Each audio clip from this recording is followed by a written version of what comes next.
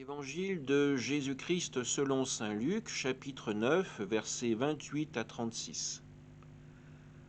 En ce temps-là, Jésus prit avec lui Pierre, Jean et Jacques. Il gravit la montagne pour prier. Pendant qu'il priait, l'aspect de son visage devint autre, et son vêtement devint d'une blancheur éblouissante.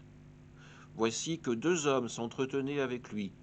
C'étaient Moïse et Élie, apparus dans la gloire.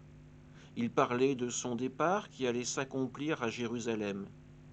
Pierre et ses compagnons étaient accablés de sommeil, mais restant éveillés, ils virent la gloire de Jésus et les deux hommes à ses côtés. Ces derniers s'éloignaient de lui, quand Pierre dit à Jésus, « Maître, il est bon que nous soyons ici. Faisons 3 tentes, une pour toi, une pour Moïse et une pour Élie. » Il ne savait pas ce qu'il disait.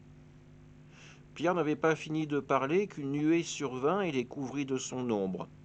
Ils furent saisis de frayeur lorsqu'ils y pénétrèrent. Et de la nuée, une voix se fit entendre.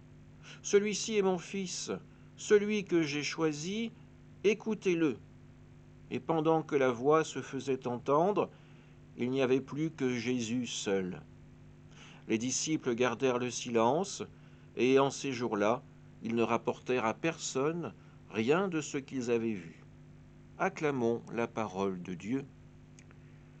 En ce dimanche de Carême, c'est le passage de la transfiguration qu'il nous est donné d'entendre et de prier ensemble. Lors de cette transfiguration, il y a deux autres personnes qui rejoignent le groupe sur la montagne, Élie et Moïse. Ces deux hommes ont eu la chance, durant leur existence terrestre, de voir la manifestation du Seigneur. Moïse quand il reçoit les tables de la loi, et Élie quand il fait l'expérience de la présence de Dieu dans le fin murmure. Ces deux hommes assistent également à une autre manifestation de la divinité. Avec Jésus, Jésus le transfiguré. Jésus de qui va émaner cette blancheur, signe de la présence de Dieu, signe de la liberté que le Seigneur veut nous donner face au péché. Devant cette scène, Pierre ne sait pas vraiment comment réagir, alors il leur propose une chose toute simple, bâtissons 3 tentes et restons là, en compagnie de Jésus, de Moïse et d'Élie, profitons de la présence de ces 3 envoyés de Dieu pour vivre dans la paix.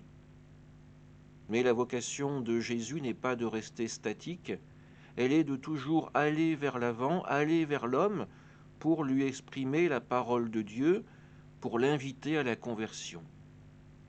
Pierre et ses compagnons en feront aussi l'expérience, ils seront bousculés dans leur foi, mais toujours fidèles à la présence du Seigneur, ils reconnaîtront leurs fautes et pourront ensuite annoncer à leur tour cette parole de l'Évangile, l'Évangile du Sauveur, du ressuscité, du Fils de Dieu.